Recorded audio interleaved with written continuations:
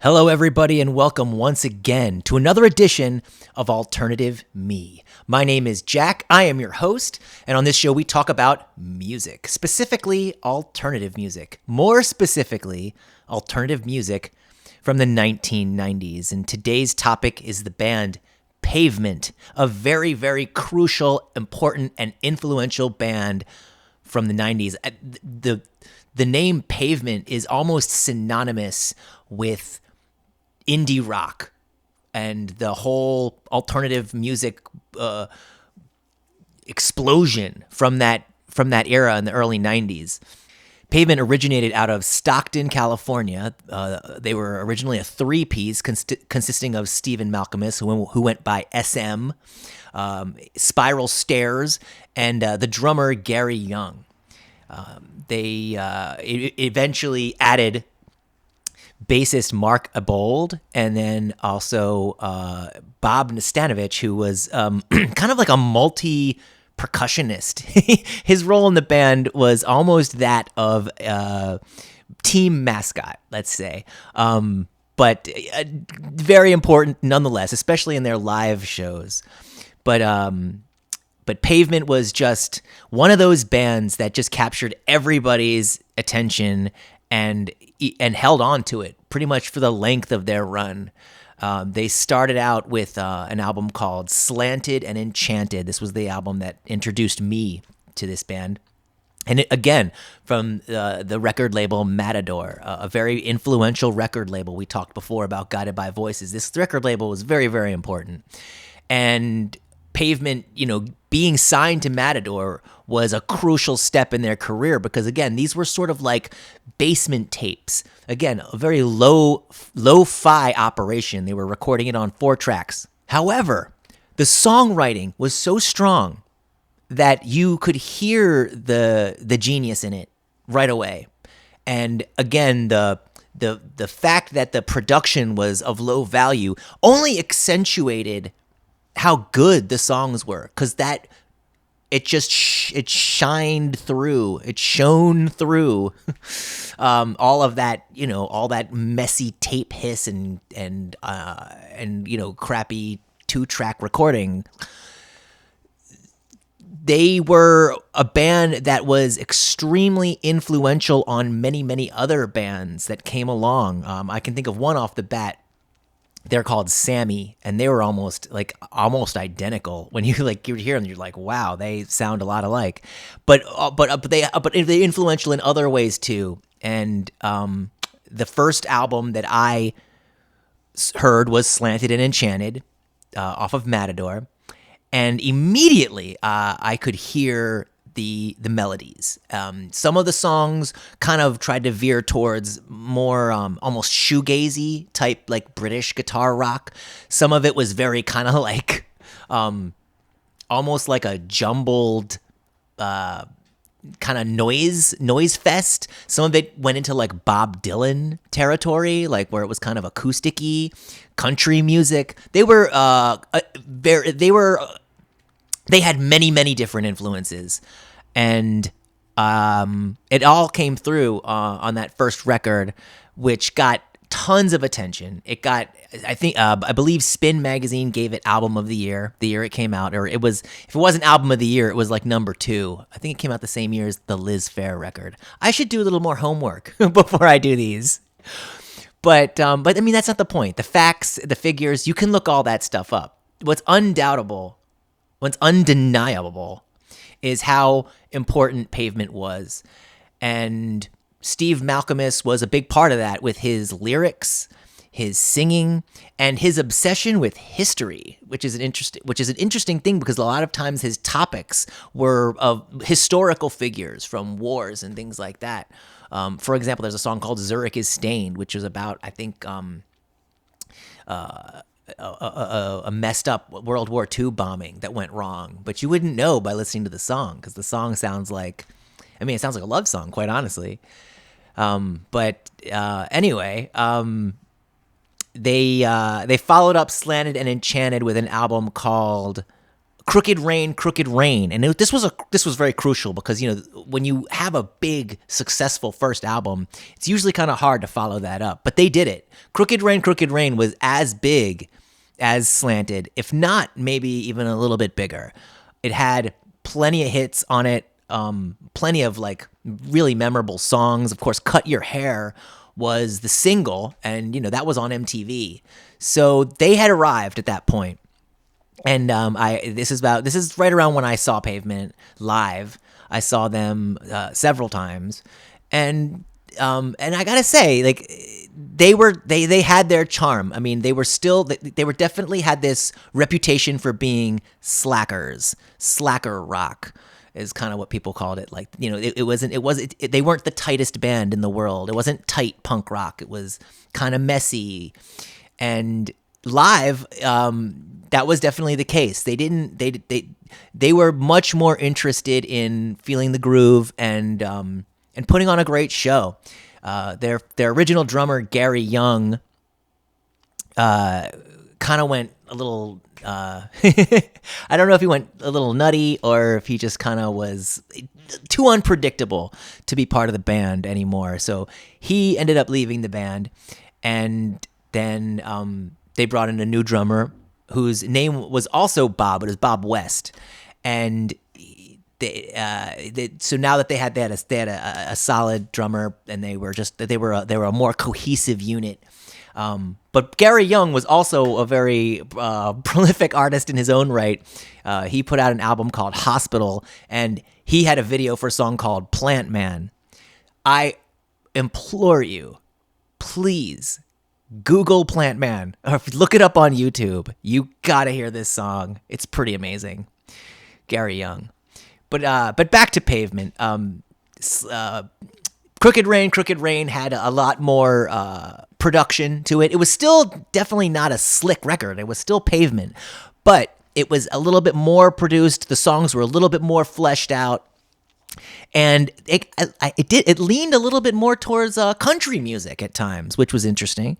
They had a song called Heaven is a Truck. I mean, if that's not the name of a country music song, I don't know what is.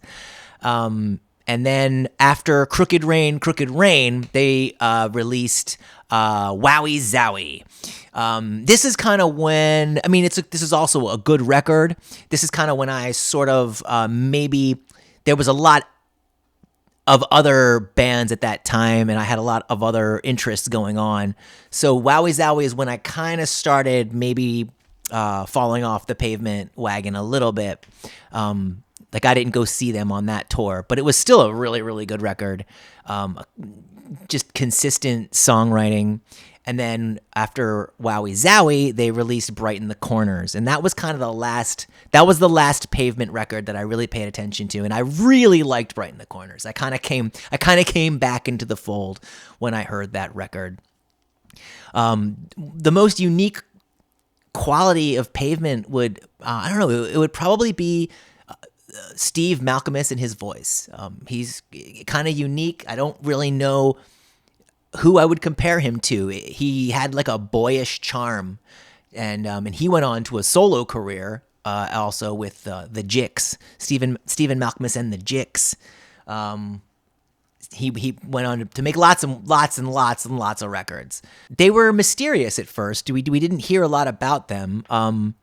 One thing that they did do on when they put out the record Crooked Rain, they had been touring for a while. So the record sort of was about being a band on tour, quite frankly, because that was kind of all they had been doing for the previous year or two.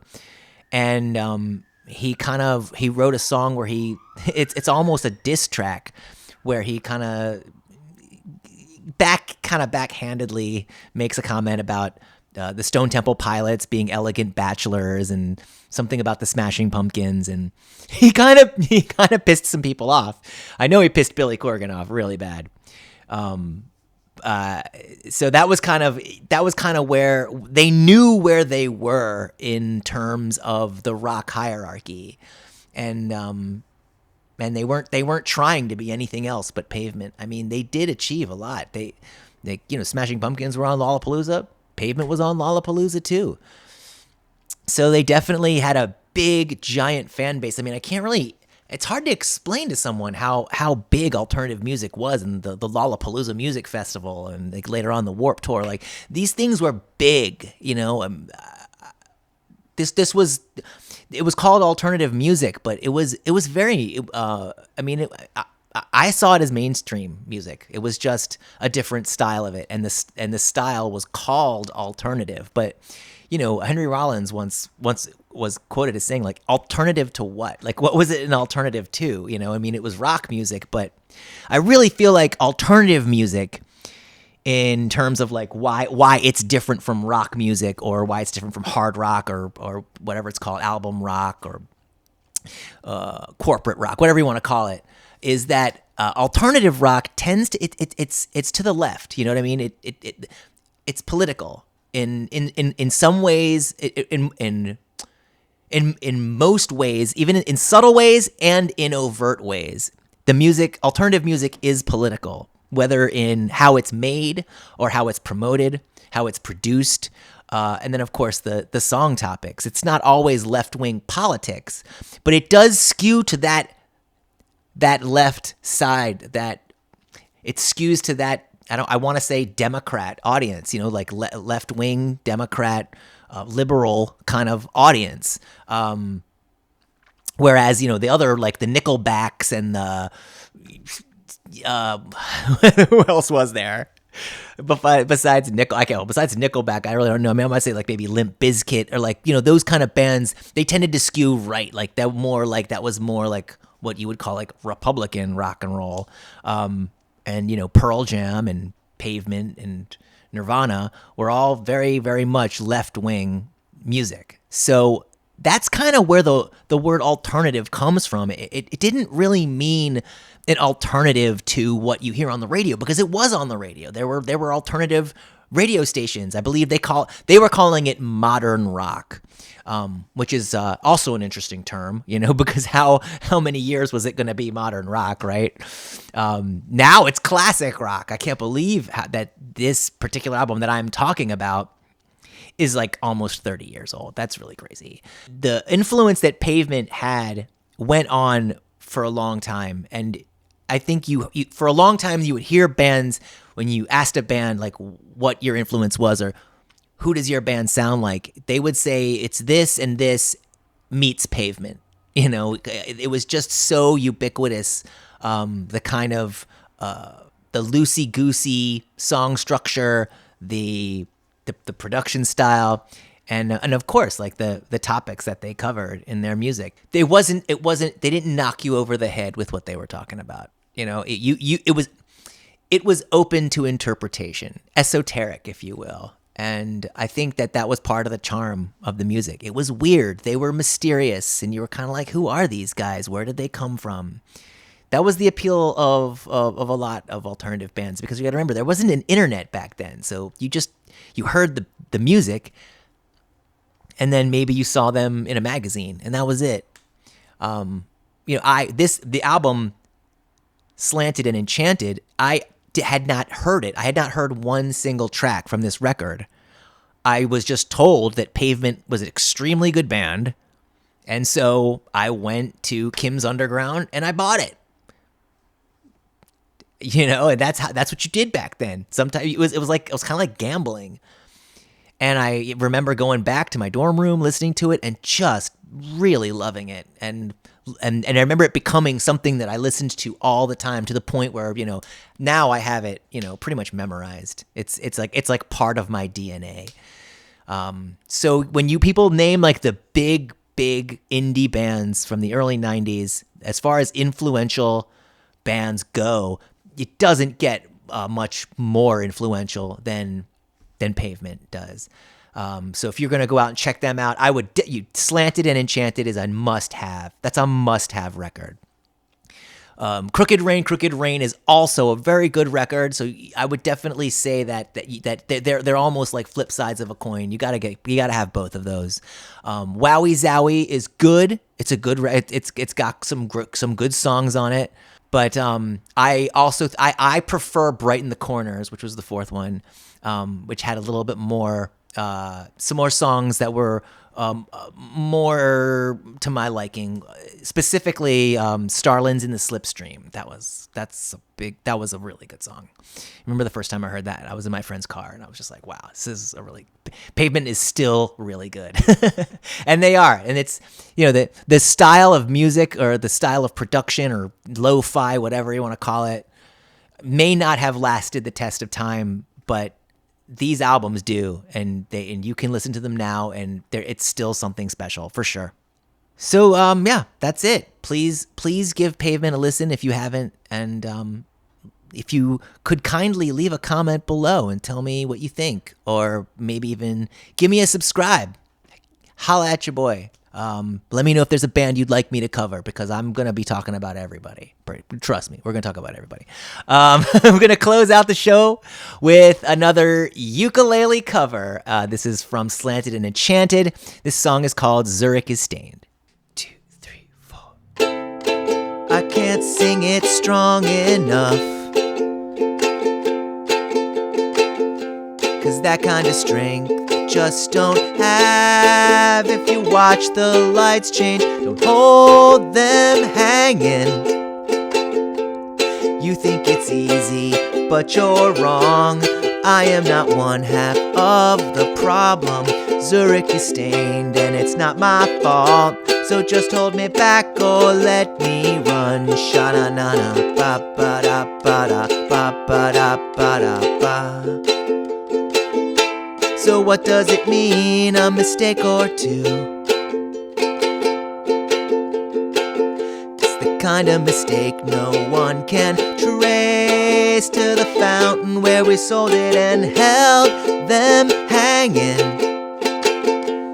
You think it's easy, but you're wrong. I am not one half of the problem. Zurich is stained and it's not my fault, so just hold me back or let me run. You think it's easy, but you're wrong. I am not one half of the problem. Zurich is stained and it's not my fault, so just hold me back or let me run. Sha-na-na-na, ba-ba-da-ba-da, ba-ba-da-ba-da.